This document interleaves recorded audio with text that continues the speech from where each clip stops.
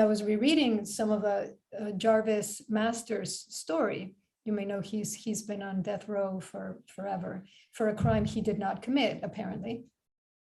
And he describes one day going out into the yard, and there was a new inmate that had been sent in, and he's out in the yard, so a public area. And the guy was basically kind of crazy. You know, he was very just agitated, and he's like punching the air. And when Masters goes up to him and says, you know, who are you and what's happening?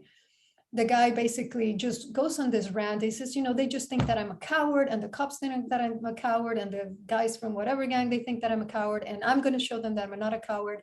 And he's just going on and on and on. And Master is thinking he's going to get himself killed. And he sees, you know, everybody, all the different posses in the yard starting to kind of come in. And the guy is, you know, he's all bluster. He calls himself Pitbull. And so Masters is thinking he's going to get himself killed. And he just keeps saying to him, you know, just go back. Just go to your cell. You're new here. You don't know how things work. And the guy's like, no, but I'm going to show them. I'm going to show them. And he's looking up at the towers. And the guard up at the tower has a cigarette, and he turns and he goes into the tower and closes the door, which basically means I'm not looking. You guys want to do something? I'm not going to intervene. And then Master's like, he's going to get killed. He convinces him to leave. A day later, he's back. And the guy starts the same thing all over again. I'm not a coward. I'm not a coward. And Jarvis Masters feels himself getting really angry. Now, at this point, he is a Buddhist. He has taken refuge formally, and he's been studying with a Tibetan teacher. And he has vowed himself to nonviolence. And he feels himself getting more and more agitated, and also realizing this guy is not only going to create trouble for all of us, he is going to get himself killed. And so in a moment, without even thinking, he just swings back and like slugs the guy in the face and lays him out cold. And pulls him back up, kind of like dusts him down, and says, the guy says to him, what was that? And at the same time, Masters is thinking, what did I just do? I'm a Buddhist. You know, I just hit the guy. Should I, you know, pull back my vows? And then he says, but, you know, he doubted his own actions. But then he also he says, I felt ashamed. And then he says, but I also felt good about what I did. He says, trying to explain all this to myself felt like bending something inside my heart, right? He's trying to figure it out. But on a deeper level, something about what I just done felt good. I couldn't undo it, and I didn't want to. I could have held back, but why? To prove to everyone outside of myself that I was a true Buddhist? To strictly keep to my vows of nonviolence, even at the cost of watching this human being get stabbed? He's like, no way. I resolved, not today, Buddhist or not. So he slugged the guy to save him. Is that skillful or not? He created harm in order to practice good. Perhaps even to actualize good for others, to save other inmates from stabbing the guy at the cost of himself. He could have gotten thrown back into solitary confinement, which he spent many years in. And so, you know, most of our own moral quandaries are less dramatic than that, but often they can be quite thorny.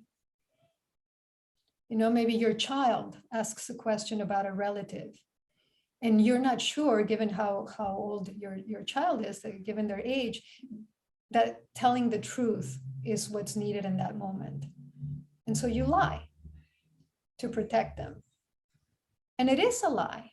And one of the precepts, if you read them, is to manifest truth and to not lie. So from an absolute perspective, you are breaking that precept, and you are taking on the karma of taking that precept. From the perspective of compassion, lying in that moment may be practicing good. Now, what's tricky is that you don't just get a pass. It's not, I'm a really good person and my intent is good, and therefore the results will also be good for me and for everyone else. The result may be that you incur some kind of retribution. I remember when Daido Roshi would do these retreats, he would always tell the story of a fellow student, of a Sangha member, who helped somebody basically assisted suicide, somebody who had a debilitating, progressive, incurable illness, and begged their doctor and friend to help them. And this person, after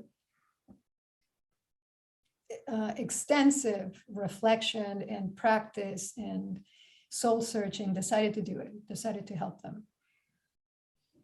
And then went to prison for it. And so it wasn't just a happily ever after.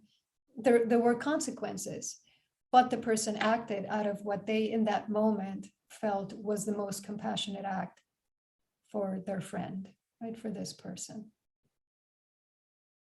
So I just want to also, and again, most cases are not that dramatic, but I just want to point out that it doesn't mean that everything just falls nicely into place, that there is actually cause and effect. There's karma, and that's something I want to return to, circle back later on, because that's really, when in doubt, you can just remember that. There is cause and there's effect, and whether that effect manifests now or 10 years from now or 3 generations from now, it will. It doesn't just disappear. And so that's a very good way to decide how to proceed at times when you don't know. Cause and effect, you may or may not believe in karma, but in a sense, that is kind of like not believing in electricity. You could sit in your darkened room with your little candle. That doesn't mean electricity doesn't exist. I mean, the person next to you can just go and flip on the switch. Just because you don't believe in it doesn't mean it's not true. So we don't even have to talk about karma as a Buddhist term. We're talking about cause and effect.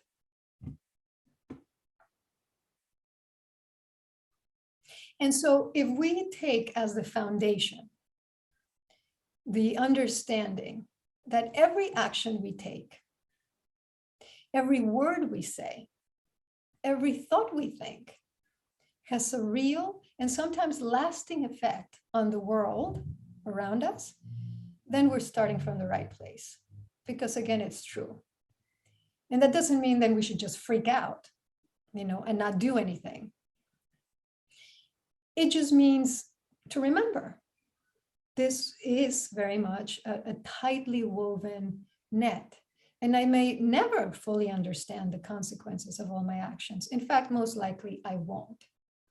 So why don't I just assume that they'll have an effect and proceed from there?